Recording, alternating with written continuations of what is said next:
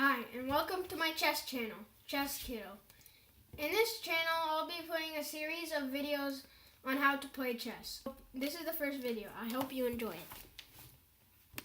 Let's talk about some history of chess. Chess is believed to be originated in India or Persia around 600 AD. Experts believe that chess is derived from the ancient Indian game of chaturanga. This is what a full chessboard looks like. It has 6 squares, 4 squares in total, 8 on each side. The rows are numbered from 1 to 8. The columns are numbered from A to H. The way to find out what square your piece is on is by finding out what number it's on and what letter it's on, and that's the square. Now let's talk about some chess pieces. Now let's talk about the pawn. Each side has 8 pawns. The pawn moves 1 space straight ahead and never moves backwards. The first move the pawn makes, the pawn can move 2 spaces ahead or just 1 space. The pawn captures 1 space diagonally ahead and is worth 1 point. Now let's see how it moves. The pawn can move 1 space ahead on the orange or 1 space ahead on the red. It decides to go to the red. The pawn now only can go 1 space ahead, so that's what it does. Now the pawn has 2 options, to take the bishop on the red square or to go forward. It wants to take the bishop. Now let's talk about the knight. Each side has 2 knights. The knight is the only piece that can jump over other pieces. Unlike any other piece, the knight doesn't move in a straight or diagonal line. The knight is worth 3 points. The knight moves 2 spaces forward, backward, or sideways, then 1 space at a right angle. On this board, the knight can go to any space marked in red. It can go 2 spaces forward, backward, or sideways, and then 1 space at a right angle. Even with pieces in the way, the knight still has the same amount of options as it had before.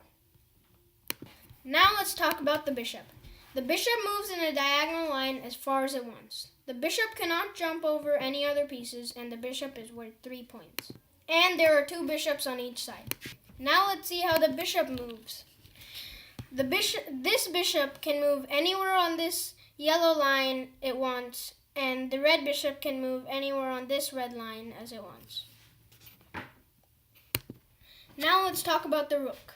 The rook cannot jump over other pieces. There are 2 rooks on each side. The rook is worth 5 points, and the rook moves vertically or horizontally as far as it wants. Now let's see how the rook moves. The rook can stop anywhere on the line shown. Now let's talk about the queen. There is only 1 queen on each side. The queen is the most powerful piece in the game. The queen cannot jump over other pieces. The queen is worth 9 points, and the queen moves vertically, horizontally, or diagonally as far as it wants. Now let's see how the queen moves. The queen can move anywhere on these lines shown.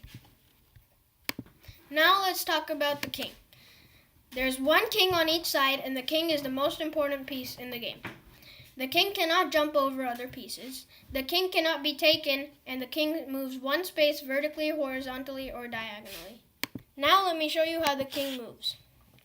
The king can move anywhere on the red space. Now let's talk about the outcome of a game. Either one person can win or the game ends in a draw. Now let's talk about check. Check is when the king is being attacked. The king has to get out of check next move. The king cannot move into check, and the king can only get out of check 3 ways. It can take the piece that is checking it, another piece can get into the path of the piece that is checking it, or the king can move to another square where a piece is not checking it, also known as run. Now let's talk about checkmate. Checkmate is when the king is being attacked, and the king cannot get out of check. The person who gave the checkmate wins the game. Now let's talk about how the game can end in a draw. It can end in a draw by stalemate. Stalemate is when the opponent is not in check and he cannot make any legal move. Then you can draw by doing a 3-move repetition. A 3-move repetition is when 3 of the opponent's moves are identical, and one person agrees to a draw. Then there's draw by agreement, when both the players think the position is equal and they agree to a draw. Then there's useless pieces, when both the sides don't have enough pieces to give a checkmate. Thank you for watching my first video. I hope you like it. Please be sure to comment, like, and subscribe.